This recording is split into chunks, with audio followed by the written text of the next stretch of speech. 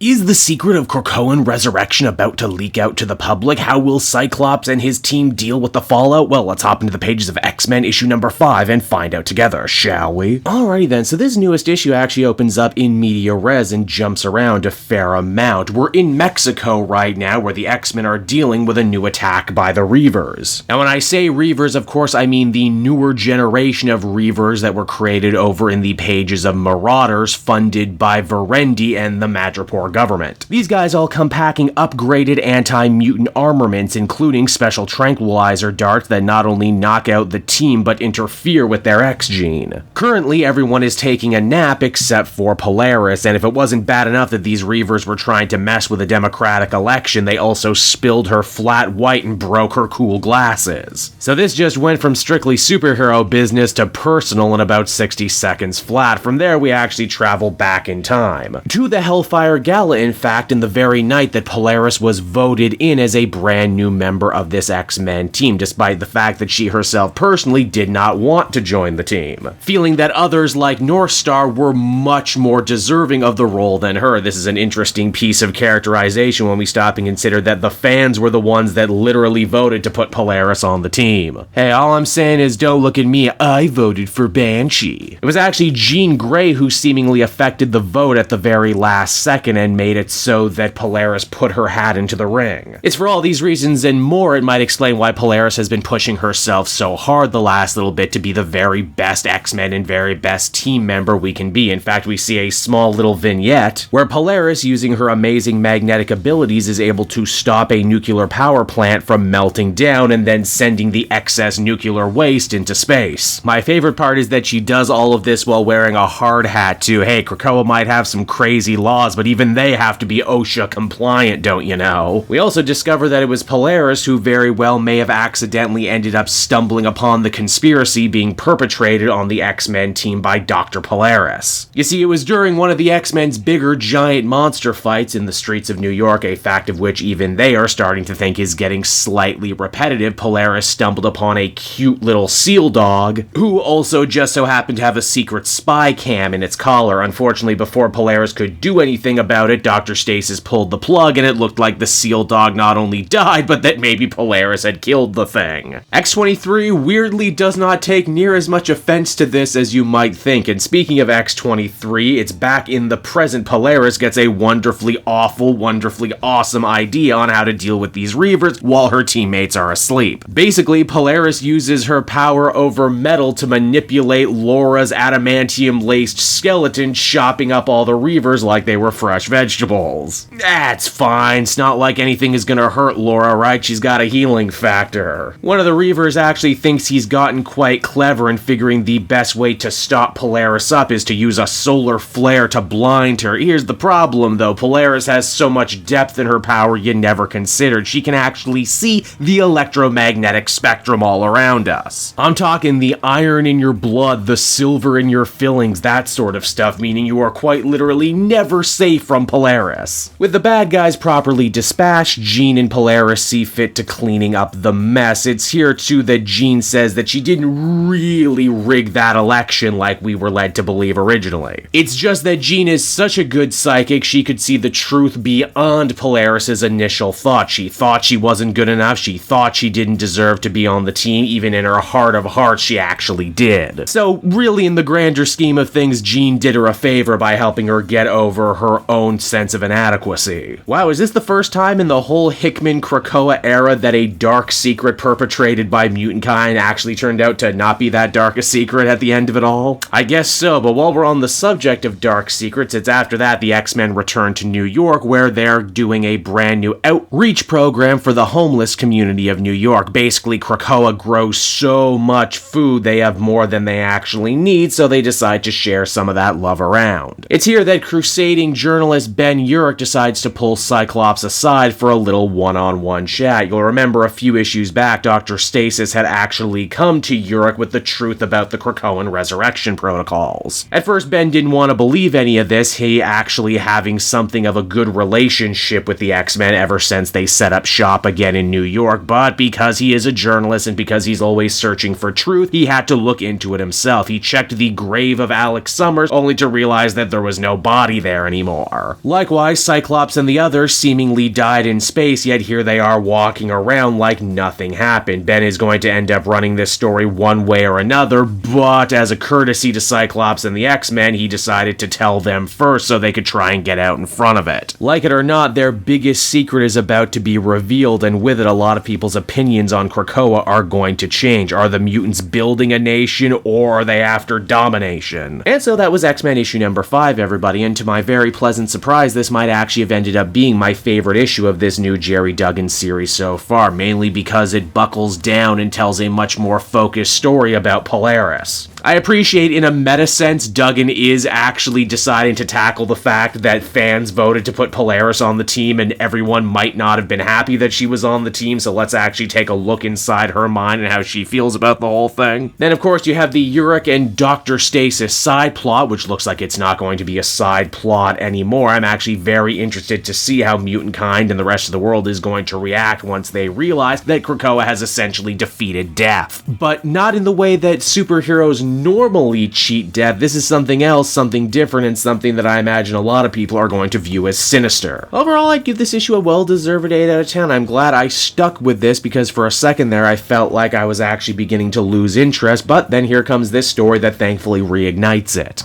Hey there everyone, it's your old pal Cape Jewel, and if you're seeing me right now, that means you watched to the end of the video, which I am very appreciative of. It really helps drive engagement and retention and all that other good YouTube stuff. So does liking and commenting. Wink wink. If you like my content too, you should check out my Patreon page. We just redid all the tiers, so there's a ton of great rewards. You can become a patron for as little as $1 a month, and well, it would just really help me out. It's never expected, but always appreciated. So until next time everyone, I've been Cape Joel, and I will see you next time. Bye-bye.